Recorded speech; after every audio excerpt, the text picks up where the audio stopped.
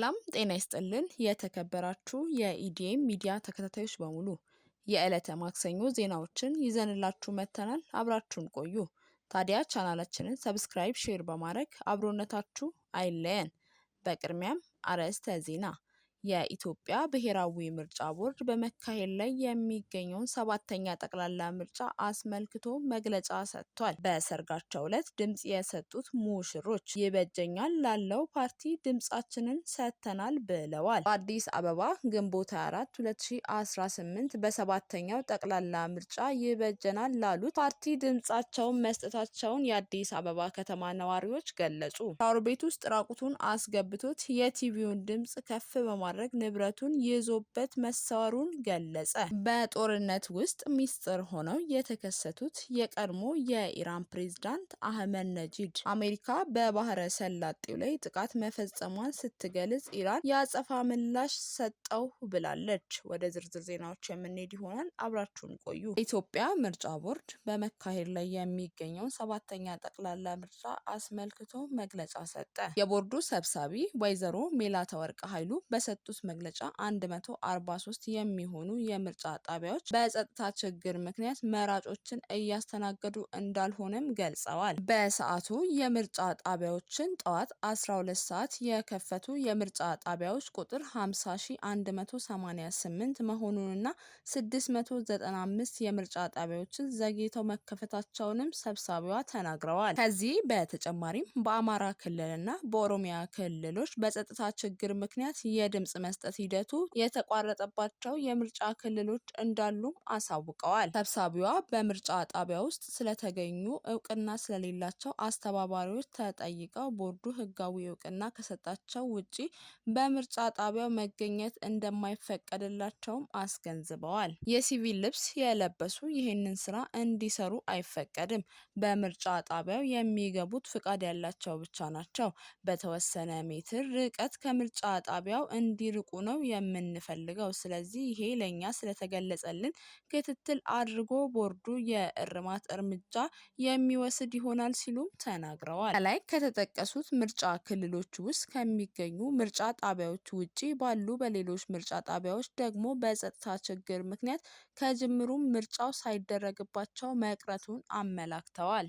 በሰርጋቸው ዕለት ድምጽ የሰጡት ሙሽሮች ግንቦት 24 2018 በሆሳዕና ከተማ በሰርጋቸው ዕለት ድምጽ የሰጡት ሙሽሮቹ በሆሳዕና ከተማ በሌሞ 01 የምርጫ ክልል በሄጦ ቀበሌ መስጊድ ሰፈር ምርጫ ጣቢያ 07 በመገኘት ድምጻቸውን ሰጥተዋል። ሙሽራው ሰላሙ ዳንኤል እንደገለጸው የሰርጋችን ዕለትና የምርጫው ቀን በመገጣጠሙ አጋጣሚውን ተጠቅመው ድምጽ እንደሰጡ ገልጸዋል። በሰርጋችን ዕለት በርካታ ፕሮግራሞች ቢኖሩብንም ምርጫው የእኛንም ሆነ የሀገራችንን የቀጣይ እጣ ፋንታ የሚወሰንበት በመሆኑ ድምጻችንን ሰጥተናልም ብሏል። ዕለቱ የሰርጋችን ቀን ቢሆንም ኢትዮጵያን ማስቀደም ስላለብን ድምጻችንን ሰጥተናል ያለው ሙሽራው ለኢትዮጵያም ሆነ ለእኛ ይበጀናል ያለውን መርጠናል ሲልም አክሏል። የሚሰጡት ድምጽ ለሀገር ካለው ጥቅም አኳያ ፕሮግራማቸውን አቋርጠው ድምጻቸውን ለመስጠት በምርጫ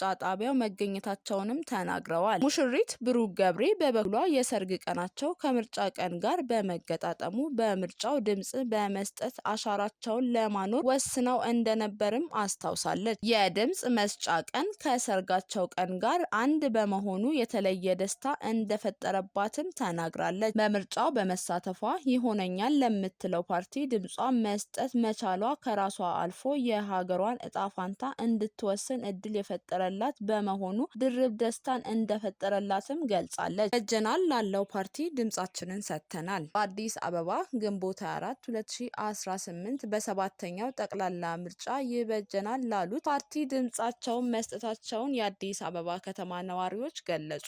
በትላንትናው ዕለት ግንቦት 24 ቀን 2018 ዓ.ም 7ኛው የኢትዮጵያ ጠቅላላ ምርጫ ከማለዳ 12 ሰዓት ጀምሮ እየተካሄደ ቆይቷል። በአራዳ ክፍለ ከተማ ወረዳ 6 ወፍጮ ቤት ምርጫ ጣቢያ 2 ያገኘናቸው አቶ አለማየሁ ታምሩ እንደገለጹት የምርጫው ሂደት ሰላማዊና ዲሞክራሲያዊ ነው ብለዋል። በዚህም ድምጻቸውን ላመኑበት አካል መስጠታቸውንም ጠቅሰዋል። አቶ ብርሃኑ አወቀና አቶ ሰለሞን ነጋሽ በበኩላቸው ይበጀናል ላሉት ፓርቲ በነጻነት ድምጻቸውን መስጠታቸውንም ተናግረዋል። በየካ ክፍለ ከተማ ወረዳ 11 ሼድ ምርጫ ጣቢያ ቀጠና 4 እና 5 ሲመርጡ ያገኘናቸው አቶ ታደሰ ጌታቸውና ወይዘሮ ጥሩ ወርቅ ፍቅረ ዮሐንስ በበኩላቸው ይመራናል፣ ወደፊት ያስተዳድረናል ብለው ላመኑበት ፓርቲ ድምጻቸውን መስጠታቸውን ተናግረዋል። ሻውር ቤት ውስጥ ራቁቴን አስገብቶኝ የቲቪውን ድምጽ ከፍ በማድረግ ንብረቴን ይዞብኝ ተሰወረ።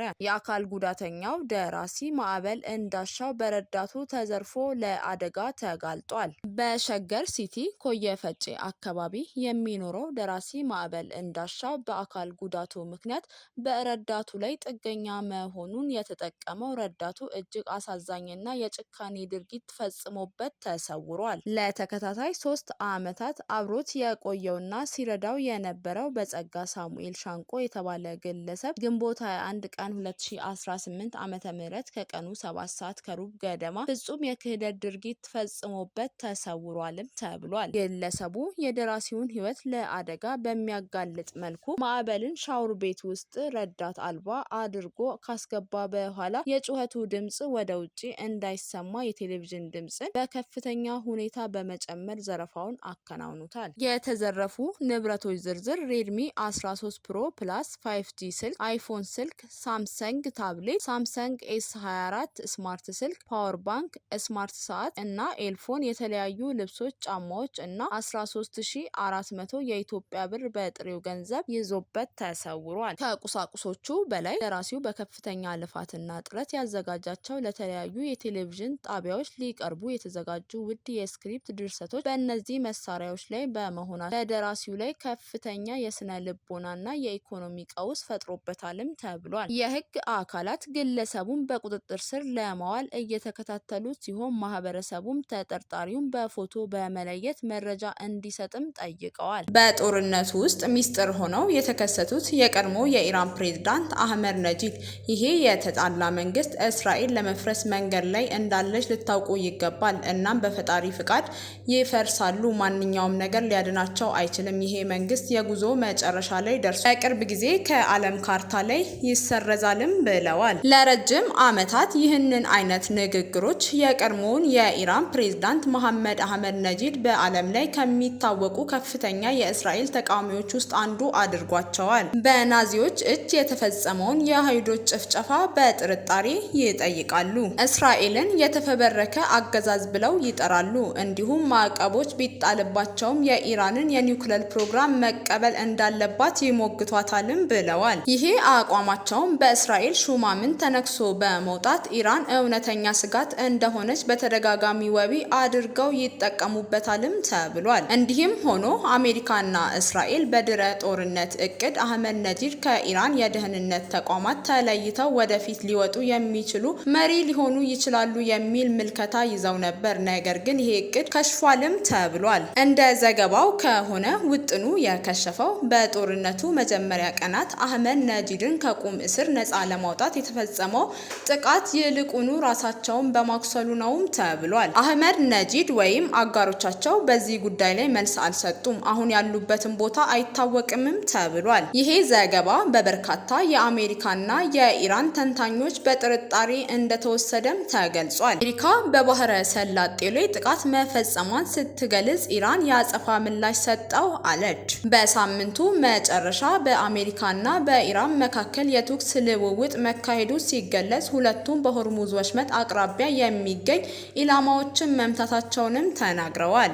የአሜሪካ ማዕከላዊ እዝ የኢራን ራዳርና ማዛዝ እንዲሁም በግሩክና ቄሼም ደሴቶች የሚገኙ የድሮ መቆጣጠሪያዎች በሳምንቱ መጨረሻ ላይ ራስን የመከላከል ጥቃት መፈጸሙንም አስታውቀዋል። ይህ በእንዲህ እንዳለ የኢራን ሰላማዊ አብዮታዊ ዘብ የአሜሪካ ጦር ስፍራ ላይ የአጸፋ ምላሽ ጥቃት መፈጸሙን ያስታወቀ ሲሆን የት እንደሆነ ግን ስፍራውን አልገለጸም። ፕሬዝዳንት ዶናልድ ትራምፕ ቀደም ብሎ የሰላም እቅዱን ለማረም እንደሚፈልጉ ተናግረው የነበረ ቢሆንም ከኢራን ጋር በትክክል ለመስማማት እንፈልጋለን ሲሉም ተናግረዋል። በሁለቱ አገራት መካከል የሚደረገው የሰላም ንግግር እስካሁን ድረስ ፍሬ አልባ ሲሆን ግጭቶችም እየቀጠሉ መሆኑንም ተገልጿል። ዶናልድ ትራምፕ በትሩዝ ሶሻል ገጻቸው ላይ የሰላም እቅዱን ዲሞክራቶች፣ አፈንጋጭ ሪፐብሊኮች እንዲሁም የፖለቲካ ሸፍጠኞች እንዲዘገይ ምክር እየሰጡ ነው ሲሉ ከሰዋል። ፕሬዝዳንቱ ዘና ብላችሁ ተቀመጡ፣ በስተመጨረሻ መሳካቱ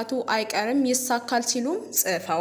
የአሜሪካ ጦር ጥቃቱን የፈጸመው በኢራን ጠብ አጭር ድርጊት ቴሄራን USMQ-1 ድሮንን በዓለም አቀፍ ውሃ ላይ እየበረረ መታመጣሏን ተከትሎ ቅዳሜና እሁድ መሆኑንም አስታውቀዋል። ቀጣይ ሳምንት ከኢራን ጋር ስምምነት ላይ ሊደረስ እንደሚችል ትራምፕ ተናገሩ።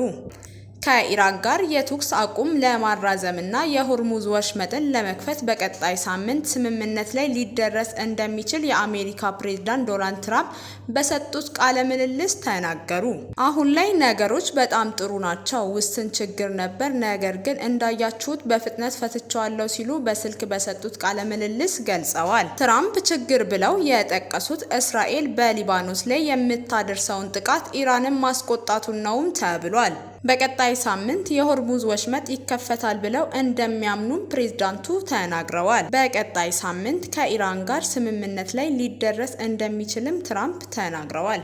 ለዛሬ ለዕለተ ማክሰኞ ያዝንላችሁ የሀገር ውስጥና የውጭ ዜናዎች እነዚህን ይመስሉ ነበር። በሌሎች የሀገር ውስጥና የውጭ ዜናዎች ተመልሰን እስከምንገናኝ ሰናይ ቆይታ